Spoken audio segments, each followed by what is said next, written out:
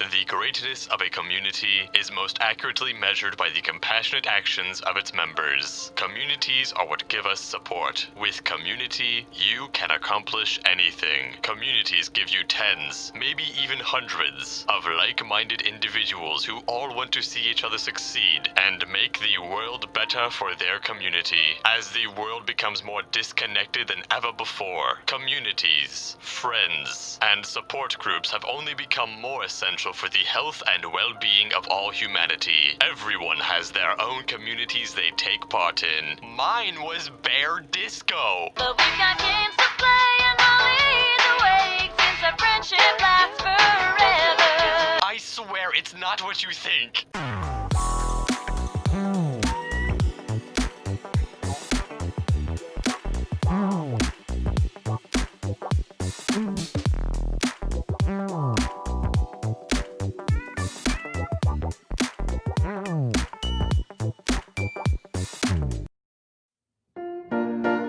Hello, my fellows and fellas, and welcome back to AP Alfred, where our topic for the day is virtual worlds. Those wonderful places kids go to make friends and be harassed. Getting called a zucchini face by some stranger is half the fun. As a kid, I was never huge into the virtual world scene. Why? Well, they all cost money, like an absurd amount of money. I never understood why these things were always so expensive. Like, you do realize your target audience is broke children with nothing better to do, right? Sure, some lucky ducklings have wealthy parents who can afford to dump money into the void, but for the rest of us who weren't just given money for existing, we had to mow lawns and deliver lots of pizza coupons. They only paid me $5 an hour to do it, and I was like 12. It might have been illegal, but who cares? I wanted the money. And when you got the money, you could either waste it on a virtual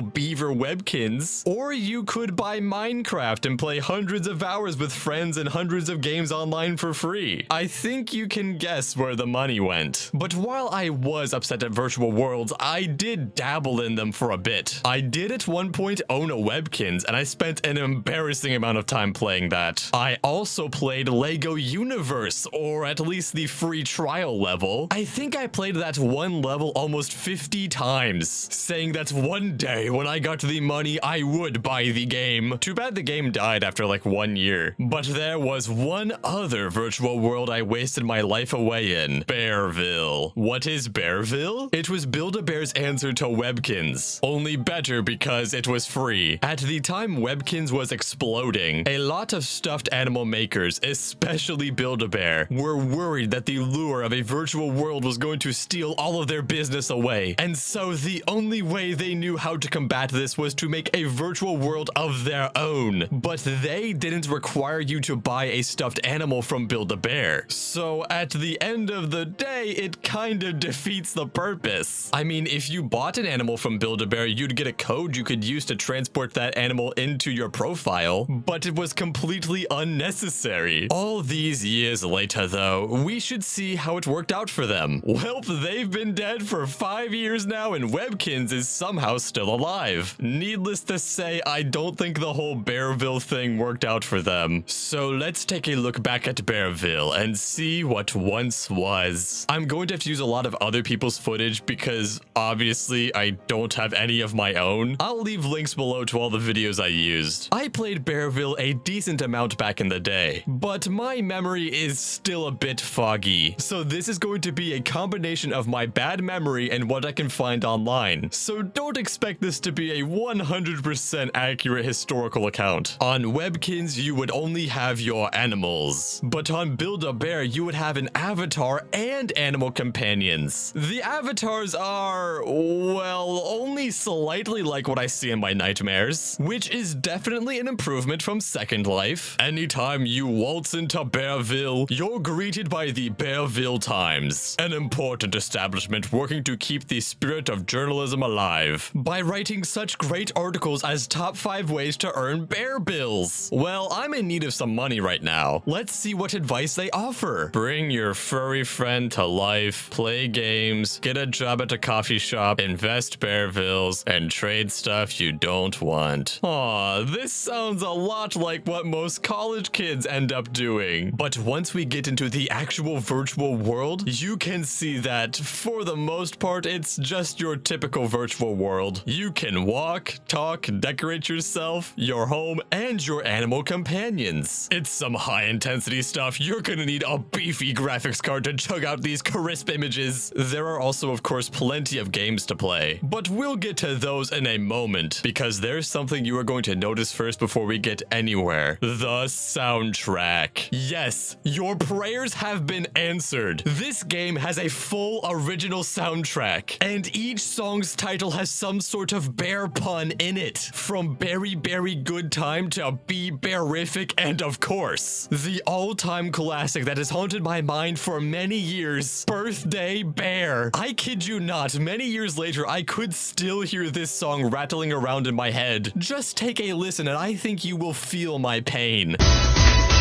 From the birthday bear, happy birthday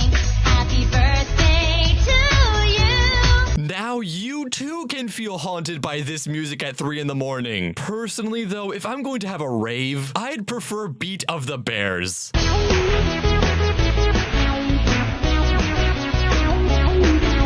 Be Bearific sounds like a song they'd use in a cell phone commercial.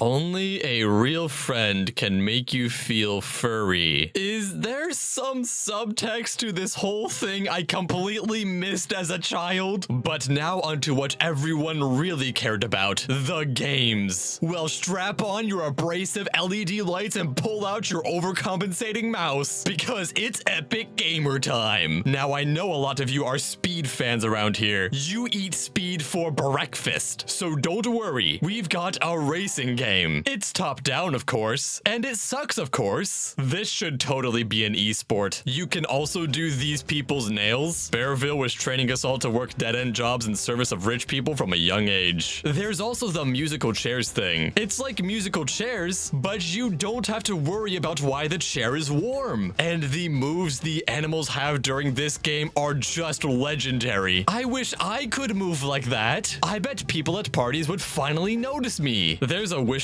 well game, just like on Webkinz. Because for some reason you can't have a virtual world without a wishing well, another game involves you having to start a fire and then cook marshmallows in it. All this really accomplishes is making me hungry for s'mores. Too bad there's nowhere I can make an open fire where I live. I'll just have to settle for the microwave. This is incredibly depressing, so let's get back to Bearville and find something else to do. The activities available to you in Bearville don't stop at games. There also used to be a classroom where you would actually learn things, such as what is the plural for sky. I always found it weird when online games would try to teach kids things. Most kids play these games after school, after they've already spent a whole day learning. Although the school system does do a pretty bad job at teaching kids sometimes, so I guess it was up to Bearville to pick up the slack. Boy, do I love America. You can even learn math in Bearville. But since I never did this, I'll never know what level of math the math lessons go up to. Could little kids back in the day have been learning calculus at age 6? No wonder the rest of the world is smarter than me. What else can we do in Bearville? Well, there's a zoo, which has some really weird implications considering one of the main focuses of the game is having animal companions. Are the animals owned by avatars like a higher class that get to live in luxury while the lower class are forced to be objects to be looked down upon? Maybe Bearville is what radicalized the youth. But okay, we've had tons of fun in Bearville, but I still feel like my life lacks purpose. I mean, what point is there to just spending every day having fun? There needs to be some sort of work in there. Lucky for us, Bearville had jobs. You could be an artist, a cashier, a performer, a farmer. all things I've done without getting paid, so this game clearly lacks realism. But all good things must come to an end, and Bearville was shut down in 2015. The best evidence I can find of its last few moments come from remembering Bearville. They were just sitting there in the coffee shop, feeling okay, and the world ended. Not gonna lie though, pretty relatable. With that, all of the wonders of Bearville were extinguished. No longer were we to wander the halls of our fake furry companions. No longer were we to explore a world while listening to glorious music. Truly, this was a tragedy felt by many across the world, and ever since, many have wanted to rebuild and revive the world. Many have set up new websites, new hubs for Bearville. Although, according to the fandom page, most of these websites are run by hackers, so that's fun. However, this is not where the story ends, for there is still one more chapter to be told. The demands, the cries of the community begging for Bearville to come back, with the loudest cry being a change.org petition. It is here that we can witness the outcry of the comments begging for Bearville's return. When I was 6, I always used to play Bearville. Every time when I feel sad or bored, it was one of my childhood memories. Why do this to us? I'm 12 now, and when I found out it had shut down, I started crying. It was not lame, and the peeps who made it were meanies to shut it down. My 2-year-old sister is still traumatized by this tragic event. I swear, if you playing with me, bring it back. My house was dope. I played this all the time. I have so many Build-A-Bears on my account and I miss it. I was completely addicted. I lived for this game and purchased everything imaginable. Been playing ever since it came out. Bring it back. It was good and it needs to be brought back. Yes, amen. I'm sorry because I really love that game. Yes, I'm 12. I don't care. I had so many progress wasted. I bought 2 bears. Wasted. I want this game back now. This game was my entire life. This game was lit AF. I miss Build-A-Bearville. Always so much fun. I'm signing because this game was literally the best game of my life. I've spent so many hours playing and decorating my condo. It's also education because of the school you go to and mini games. Boy, that's my childhood and addiction gone. What the flip? I lived my life on there and only came to Build-A-Bear for Bearville. I am signing this because when Build-A-Bearville was alive, it made me happy. My Build-A-Bear keeps me happy today. All my bear has done is make me happy, and with this game, it came a new light. I loved Build-A-Bearville. It gave us a chance to make our bears alive, and it gave kids a real connection to their bears. I used to play with my bear on my lap, and now I can't do that because all we have now are mini games that don't let me bring my bear to life. Boy, I'm signing this because it's been 2 years and I'm still heartbroken. I miss this game so freaking much. It's not even funny. I've been listening to the in-game music for about a week now. Please. Unfortunately, though, their calls went unheeded, and Bearville has not arisen from the grave. Truly, this is a dark moment for society. As for me, I don't really care. I played Bearville a decent bit back in the day. I even got some of my friends into it, which is really weird to think about looking back. It was a fun distraction for a bit and an okay way to communicate with friends, but at least to me, there wasn't anything special about it beyond that. Now, Lego Universe, that game is precious to me. I will always miss that one level. So before I go, I give you this, my final message to Lego Group and whoever created Lego Universe. I have but one word for you. Please. Class dismissed.